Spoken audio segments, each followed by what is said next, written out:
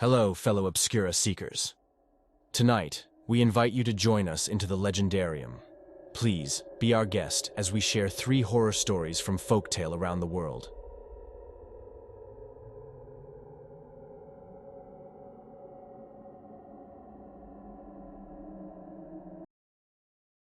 The subway train rumbled through the tunnels beneath the city, its metal wheels screeching against the tracks. The young woman sat alone in the dimly lit carriage, clutching her concert ticket tightly in her hand. She had been out late, attending a concert with friends, and the alcohol she'd consumed still lingered in her veins, making her feel both exhilarated and slightly disoriented. As the train made its way through the labyrinthine tunnels, the young woman gazed out of the window, watching the blurred lights and graffiti-covered walls whiz by. The rhythmic clatter of the wheels on the tracks had a soothing effect on her, and she couldn't help but close her eyes for a moment. Suddenly, the silence was broken by the screech of the train's brakes, and the young woman's eyes snapped open. She looked around, her heart racing, only to find that she was still alone in the carriage. The train had come to a halt inside a dark tunnel. Panic began to rise within her, but she tried to stay calm, reminding herself that subway delays were not uncommon. Just as she was about to reach for her phone to check the time, the carriage door at the far end of the train slid open, and a figure emerged. It was a woman in a vibrant red dress that seemed to shimmer in the dim light. Her presence was striking, and she exuded an air of confidence that immediately drew the young woman's attention. The woman in the red dress walked toward her, her high heels clicking against the floor. She had a captivating smile on her face as she approached, and she greeted the young woman with a warm, "Hello there." Startled by the sudden appearance of this stranger, the young woman managed to stammer out a reply. "Hi. How was your night?" The woman in the red dress asked, her voice smooth and melodic. The young woman hesitated for a moment, then replied, "It was good. Thank you. I just came from a concert with some friends." The stranger's eyes gleamed with interest, and she continued the conversation, asking about the band and the songs they had played. As the minutes ticked by, the young woman couldn't help but be drawn in by the woman's beauty and charm. There was something enchanting about her, something that made it difficult to look away. As the train remained trapped in the tunnel, their conversation grew more personal. The woman in the red dress inquired about the young woman's life, her dreams, and her desires. She leaned in closer, her voice almost a whisper, as she spoke about how she was searching for someone special, someone who could be a part of her unique project. The young woman couldn't quite put her finger on it, but there was something unsettling about the woman's words. It was as if she were being examined, dissected, and categorized. She shifted uncomfortably in her seat, regretting her decision to engage in conversation with this enigmatic stranger. Finally, the young woman glanced at her watch and realized with a jolt of fear that they had been in the tunnel for far too long. Panic gripped her, and she knew she had to get off the train. She stood up abruptly and made her way toward the door, her legs wobbling slightly from the combination of alcohol and anxiety. "Very well," the woman in the red dress said, her tone icy. "You want to leave? Fine. Let's see how it goes." The young woman watched as the woman in the red dress remained seated, her eyes fixed on her with an intensity that sent shivers down her spine. The train continued to crawl through the dark tunnel, and the young woman felt a growing sense of dread. At long last, the train emerged from the tunnel and pulled it into a station. Relief washed over the young woman, and she was about to step off the train when she froze. On the opposite platform, illuminated by the harsh fluorescent lights, stood a group of young men. They leered at her. Fear gripped the young woman once more, and she hesitated, standing still on the threshold of the train. The door began to close, and she desperately tried to decide whether to leap off and risk the men on the opposite platform or stay on the train with the woman in the red dress. "My favorite kind of girl indeed," the woman in the red dress purred as the doors sealed shut.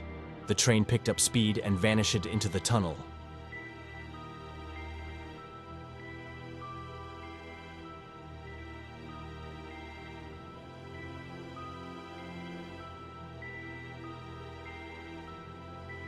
A young man found himself swept away by the pulsating rhythm of the night. The moon, a gentle spectator, cast its silver glow upon the sands, and the music merged seamlessly with the rhythmic crash of the waves. Amid the lively revelry, His smartphone buzzed insistently, a series of missed calls from a concerned girlfriend. He would come up with an excuse on the following morning. For now, his attention was hijacked by the woman dancing by herself beside the tiki torch. Her gaze, a silent invitation, drew him towards her amidst the sea of moving bodies. Even the looks she gave him seemed choreographed. He walked towards her as her moves made her blue skirt flow with the breeze like waves. The allure of the night intensified as their conversation unfolded in the cosmic embrace of the beach. In the midst of laughter and shared sparks, he leaned in for a kiss, and she gently put a single finger over his lips. There were too many people nearby, and passion, at least her passion, could only be divided by two. She suggested a more secluded spot, a nearby cave where the symphony of waves would play a softer tune. Intrigued, the young man followed her along the moonlit shore towards the entrance of the cave. Cool and damp air greeted them as they ventured into the cavern. The young woman, shy yet alluring, proposed a surprise and requested a moment alone to undress. Entranced by her beauty, the young man agreed, anticipation coursing through him as she vanished after a turn. As time ticked by, her allure seemed to decrease, and the young man thought this could be some sort of prank on the gullible outsider. He turned around towards the entrance, ready to leave, when she called him. Her voice was as gentle as the breeze. He went after her, and right after the turn, the ground fled from his feet for a single moment, before he found himself sliding down a steep slope. The young man hit the ground hard. Panicked, he called out to the woman, to no response. His senses were suddenly alert, and he heard a faint hiss. He turned on his cell phone's flashlight, expecting to find serpents. From the ground, a skull looked back at him. The young man walked away from the grim sight until his back hit the wall. Desperate, he moved the light across the cave, looking for a pathway to follow. He was trapped. The source of the sound was now clear, as it grew louder, muffing the sound of his screams. All that could be heard from the shore was the rising tide rushing into the cave.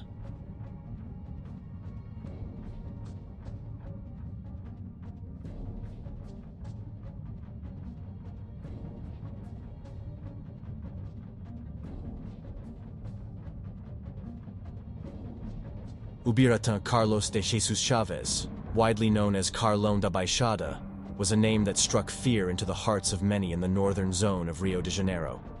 His rap sheet was littered with heinous crimes, including bank robberies, murders marked by sadistic cruelty, and other forms of violent death. But among the dark chapters of his criminal history, one event stood out, becoming the heart of a chilling legend that would haunt the city for generations. The year was 1974, and Rio de Janeiro was undergoing profound changes. The sprawling city was expanding, and its labyrinthine network of roads and tunnels was growing more critical by the day. It was during this era that Carlão da Baixada embarked on a fateful escapade. On that ill-fated day, Carlão had commandeered a powerful and sleek Opala SS, a car considered the epitome of modernity at the time. With the stolen vehicle under his control, he sped recklessly through the streets, leaving a trail of fear and chaos in his wake. The police were in hot pursuit, and Carlão's criminal instincts kicked into high gear. As the chase continued, Carlão made a desperate decision to enter the Rebusas Tunnel, a passage that connected the neighborhoods of Laranjeiras and Botafogo, snaking beneath the earth like a serpent's lair. It was a choice that would seal his fate and give birth to a legend that would persist for decades. Inside the tunnel, chaos ensued. Carlão's stolen Opala collided with a Volkswagen Beetle carrying an innocent family returning from a birthday celebration. The collision was catastrophic, an explosion of twisted metal and shattered lives. The authorities, confronted with the magnitude of the disaster, were forced to close the tunnel for hours, from 10 p.m. to 10 a.m. the following day. Tragically, there were no survivors. In the wake of this horrific incident, a legend began to take shape, a legend that would haunt the collective consciousness of Rio de Janeiro for years to come. It was whispered that those who dared to traverse the tunnel by car in the dead of night would sometimes witness a disturbing apparition. Through the dimly lit interior of the vehicle, the rearview mirror would reveal the spectral image of a black car hurtling towards them at breakneck speed. The sight was chilling, for it resembled the stolen Opala SS, driven by Carlão da Baixada on that fateful night. The legend held that those who recalled the tragic accident were compelled to pray fervently for the souls of the deceased. It was only through these desperate pleas for divine intervention that the phantom car would relent, gradually slowing down and vanishing from view. Yet, those who disregarded the ominous presence of the Phantom Opala would suffer eerie and inexplicable accidents. Drivers who had the misfortune of encountering this apparition described a series of unsettling phenomena. Some claimed they could hear the distinct sound of tears screeching, the echoing roar of the Opala's engine, and the relentless pursuit of an unseen force. These eerie sounds filled the tunnel's cavernous interior, intensifying the sense of dread and foreboding. As they drove on, a growing unease would grip these ill-fated travelers. It was as though the ghostly Opala was intent on closing the gap between them, eager to force them to confront the tragedy of that night. Those who dared to gaze directly at the spectral car saw nothing but darkness, an abyss that seemed to consume all light.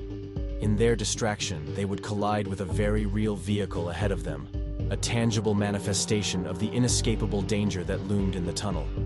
The terror did not end there. Desperate attempts to accelerate away from the relentless pursuer were met with frustration, for the Phantom Opala remained steadfast in its pursuit. Its headlights bore down on the terrified drivers, casting an ominous glow that seemed to pierce the very soul. The legend of Carlão da Baixada and his cursed Opala became an integral part of Rio de Janeiro's folklore. Over the years, the stories grew, embellished with details of horrific accidents and unnerving encounters. The tunnel itself took on a sinister reputation, with many drivers choosing to avoid it altogether during the night. Despite the skepticism of some, the legend persisted, passed down from one generation to the next, whether rooted in reality or fueled by the collective imagination. The tale of the Black Opala haunted the people of Rio de Janeiro, serving as a chilling reminder that the border between the living and the dead is often shadowy and uncertain. And so, the legend of Carlão da Baixada and his spectral Opala continues to cast a long and eerie shadow over the city's darkest hours.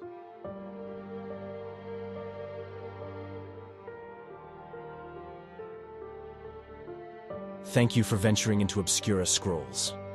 If you wish to keep updated with our latest findings, don't forget to like and subscribe so YouTube knows you're one of us. If you have intel on Genesis Obscura or anomalies for the Legendarium, let us know in the comments below. Stay vigilant, stay safe.